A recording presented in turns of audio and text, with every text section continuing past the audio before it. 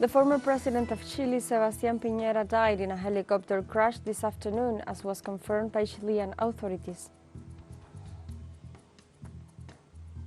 Bolivia's Senate approved on Tuesday the transitory law for judicial elections. And the ongoing Israeli aggression against different parts of Gaza has left dozens of civilians killed and wounded.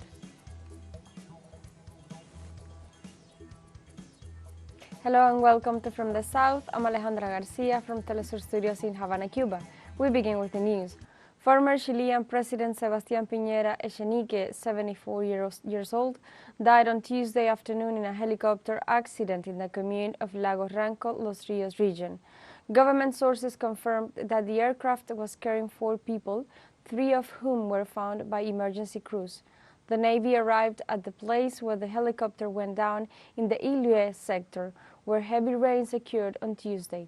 The former head of state, who was piloting the aircraft, managed to advance a few meters but lost control of the Navy near the shore. The helicopter ended up submerged at a depth of 40 meters. The Navy Fire Brigade Carabineros, who carried out the rescue, arrived at the scene.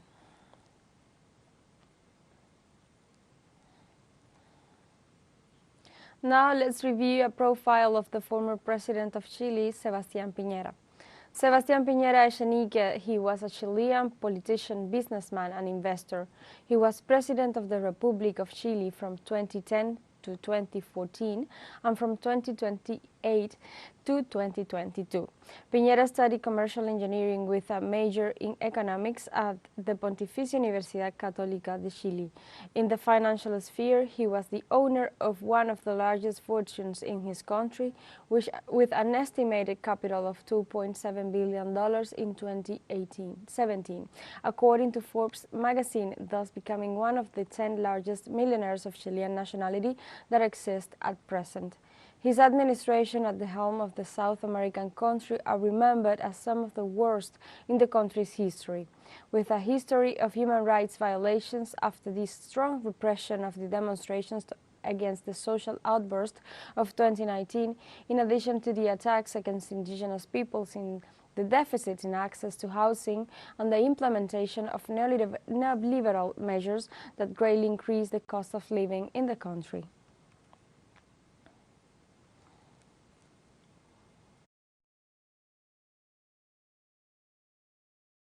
In this context, the Chilean head of state, Gabriel Boric, decreed 3 days of national mourning and a funeral with state honors following the death of former President Piñera. I have instructed that ex-President Sebastian Piñera be given the honors of a state funeral and decreed 3 days of national mourning to honor the memory of the man who was elected President of Chile on 2 occasions. For this purpose, I have designated our Minister of Foreign Affairs, Alberto Van Cleveren, to be in charge of the committee for the organization of a funeral of this nature.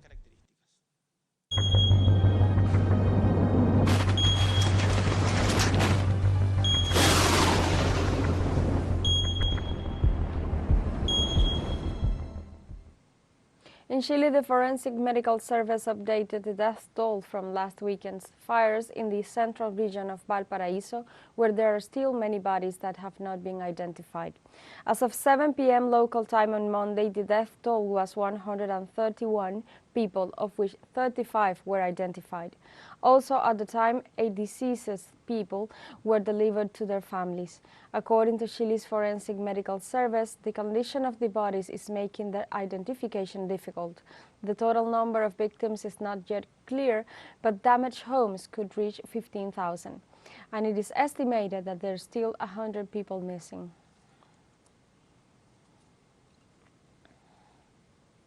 In this context, the organizing committee of the 2024 Viña del Mar Festival has announced that it will cancel the pre-event gala scheduled for Friday, February 23rd. The drastic decision was taken in view of the complex situation of the forest fires that are raging in the 5th region.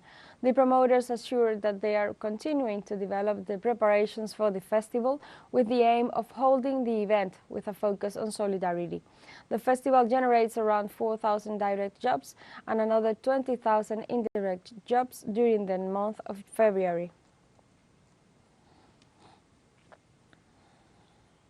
Bolivia's Senate approved on Tuesday the transitory law for judicial elections. According to the president of the Chamber of Senators, Andrónico Rodríguez, the law was approved for unanimity and was sent to the executive body for its corresponding promulgation. The approved law is made up of 42 articles, 5 additional provisions, and a final provision. The proposal included, in addition to the evaluation of the legislators' methods, written and oral evaluation. The bill also establishes a term of up to 80 days for the nomination of the candidates and up to 150 days for the organization and holding of the elections of magistrates.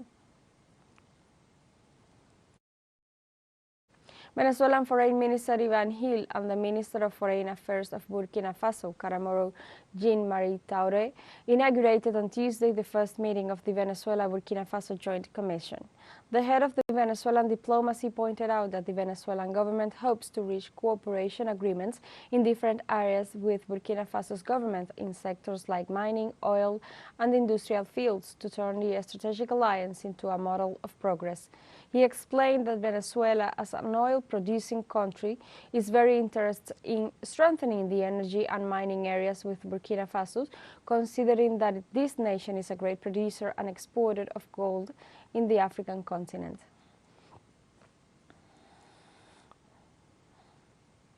On Tuesday, the sixth dialogue between the delegations of the government of Colombia and the National Liberation Army concluded in Cuba. After 2 weeks of intense negotiations in Havana, an agreement was reached on a bilateral ceasefire for the next 6 months. The National Liberation Army committed itself during this period to suspend unilaterally and temporarily the economic retentions. The parties also agreed to create a multi-donor fund for the peace process and to continue with the dialogues in order to achieve the desired peace in that South American country.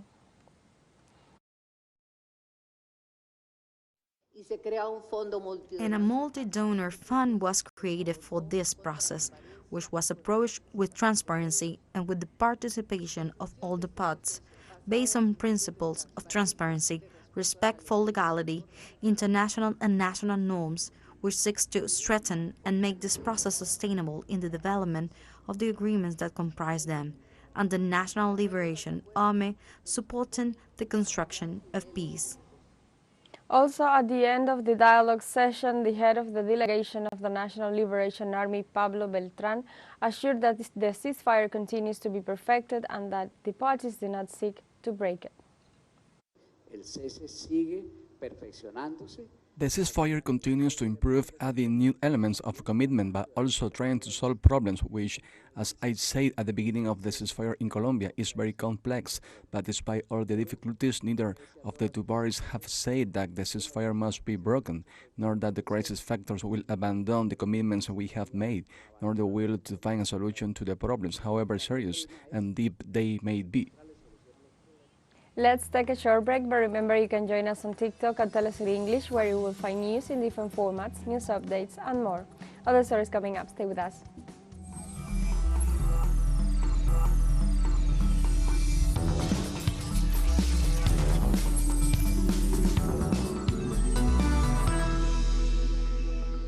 Welcome back. Nicaraguan President Daniel Ortega sent a letter on behalf of the Nicaraguan people to Grenada's Prime Minister Dickon Mitchell on the occasion of the Caribbean nation's 50th independence anniversary.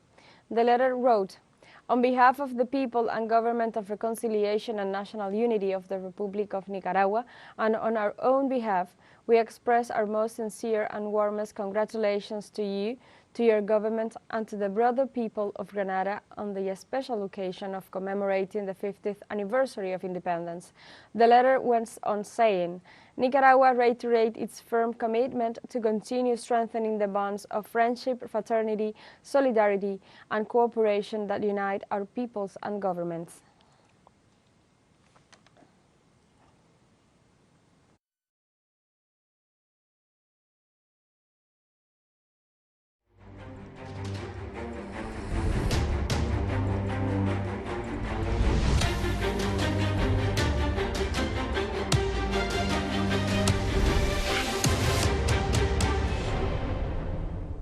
Ongoing Israeli aggression against different parts of the besieged Gaza Strip has left dozens of civilians killed and wounded on Tuesday.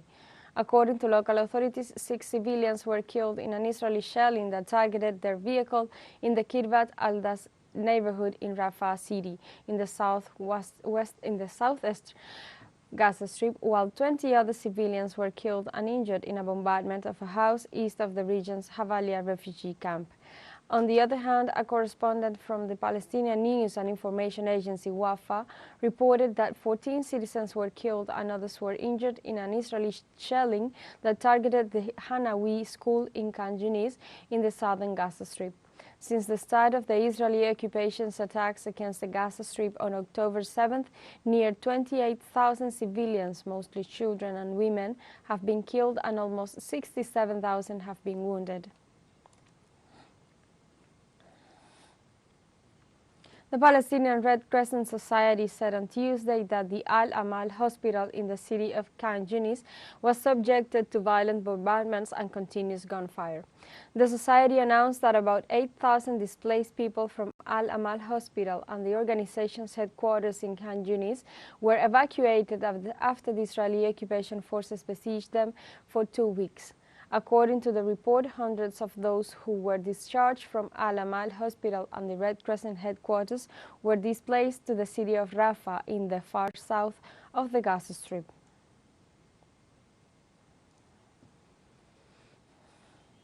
The Russian government denounced the aggressive nature of the United States policy in the Middle East after the attacks on Syria and Iraq. In the framework of an emergency meeting held by the United Nations Security Council, the permanent representative of Russia, Vasily Nevencia, described the U.S. attacks as illegal and irresponsible actions. Nevencia asserted that such actions are a direct threat to the international peace and security. The diplomat further stated that Washington's actions are a sign of its total disregard for international law and show that the United States is deliberately trying to drag the largest Middle Eastern countries into a regional conflict. It's clear that the U.S. strikes are specifically and deliberately designed to inflame the conflict. The interim representative of Iraq to the United Nations, Abbas Kadim Obaid, rejected all possible forms of attacks against the military bases of his country. Baghdad reiterates warnings against the expansion of the conflict in the region. The Iraqi government continues to make progress in establishing balanced relations with its regional environment. We reject all forms of attacks on military bases and will not allow it to be dragged into the arena of conflict that the region is witnessing. The permanent representative of Syria to the United Nations, Qusay al-Dahak, made known his country's position regarding Washington's actions against his country. Syria categorically rejects all pretexts that the United States is trying to use to justify its aggression against our territory, stressing that Washington is intervening against terrorism. Syria refuses to be a stage for a show of force in the election year, and it's committed to its right to liberate all its territory. For his part, the Iranian ambassador to the United Nations rejected the U.S. baseless accusation against the Persian nation. All of the resistance groups in the region are independent, and their decisions and actions are motivated by their legitimate rights under international law that are ending the illegal presence of U.S. in their territories, stopping the genocide in Gaza, and ending the occupation of Palestinian territories. Therefore, any attempt to attribute these actions to Iran or its armed forces is misleading, baseless, and unacceptable. Iran never seeks to contribute to the spillover. The United Nations Secretary General Antonio Guterres called on Tuesday to take measures to eradicate female genital mutilation, considered by the High Representative as an egregious violation of fundamental human rights. On the occasion of the International Day of Zero Tolerance against this scourge, the United Nations official urged to develop urgent investments to achieve its elimination by 2030, in line with the Sustainable Development Goals. The United Nations estimates that 200 million women and girls have been subjected to some form of female genital mutilation worldwide, meaning the removal or injury of female genitalia for non-medical reasons. Nearly 4.4 million girls are at risk of female genital mutilation this year, equivalent to more than 12,000 cases per day, according to United Nations forecasts.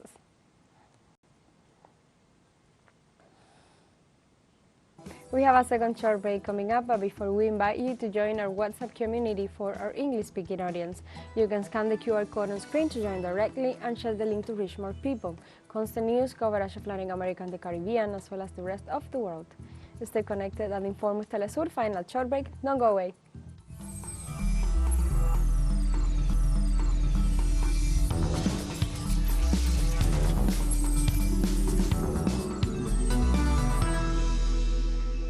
Welcome back to From the South.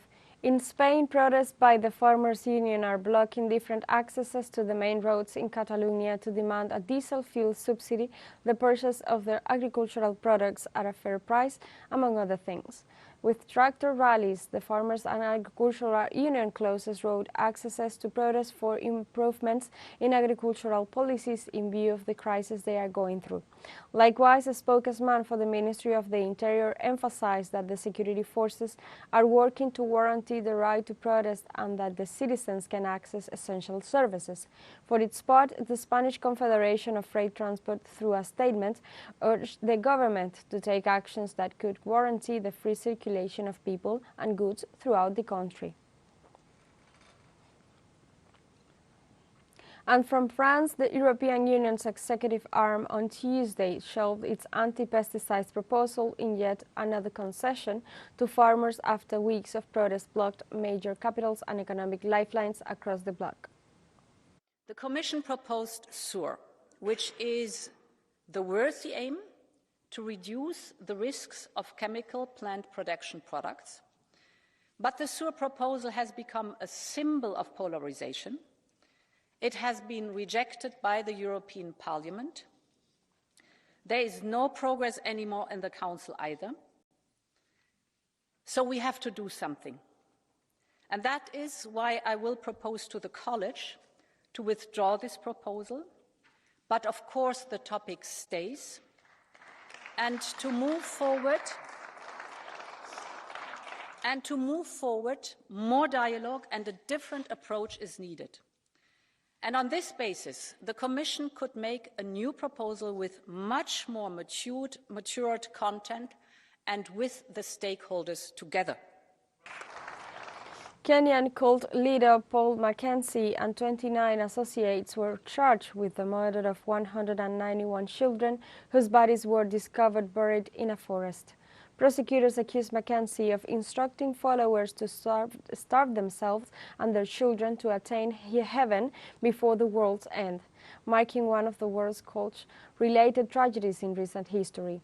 Members of the Kenyan cult Leaders Good News International Church resided in secluded settlements spanning 800 acres within Sakahola Forest, where over 400 bodies were unearthed.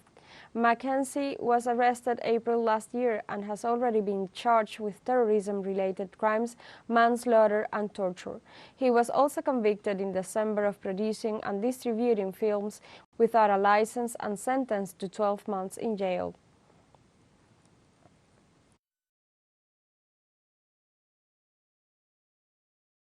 And the world of music celebrates on Tuesday, February 6th, the birth of reggae star Bob Marley, remembered for the commitment and leadership he assumed within that social cultural current. His talent for composing, strength of spirit and indifference to certain slights of black Jamaicans because of his mulatto status made him a global figure of popular culture.